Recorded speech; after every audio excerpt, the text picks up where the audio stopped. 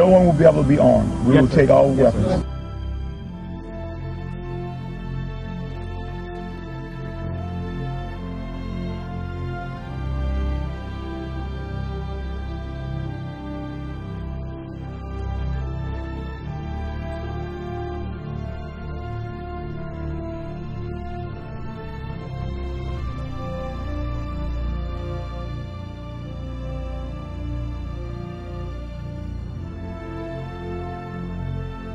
Every service member has an obligation, not just that they can refuse a legal order or an unlawful order. They have an obligation to.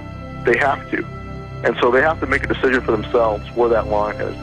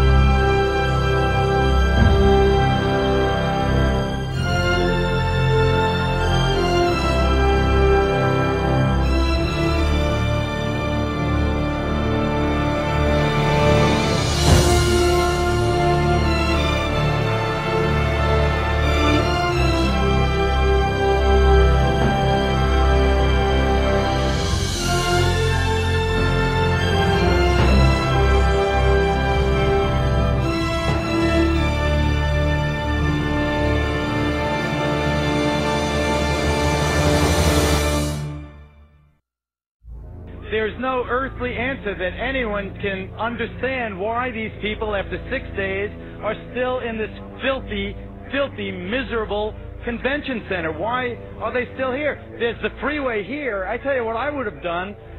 What I would still do, I would say, let them walk out of here. Let them walk away from the filth. Let them walk away from the devastation. Let them walk away from the dead bodies in here. They won't let them walk out of there because I'm standing right above that convention center. And what they've done is they've locked them in there. The government said, you go here and you'll get help. Or you go in that Superdome and you'll get help. And they didn't get help.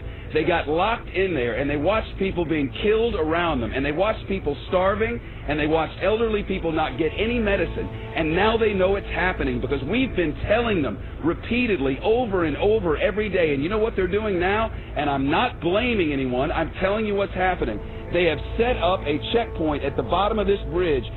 This is the bridge that takes you from New Orleans over into Gretna, from Orleans Parish into Jefferson's Parish.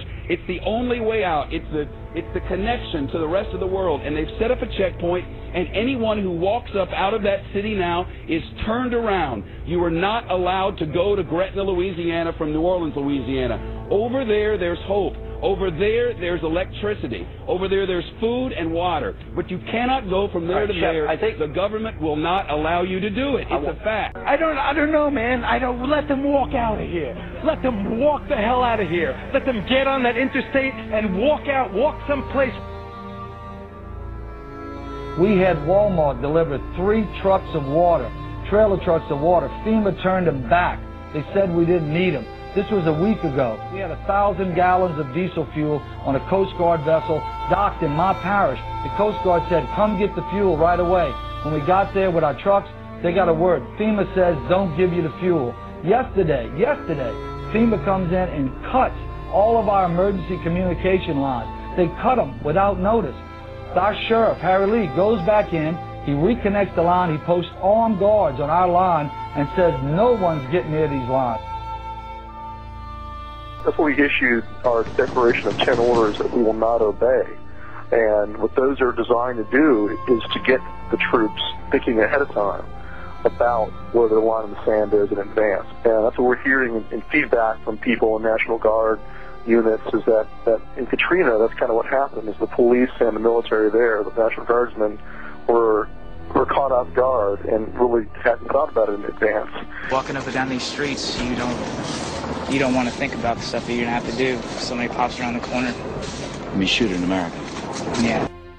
And what we're hearing is that it won't be the same way next time. There'll be more who will say, no, I'm not going to do that.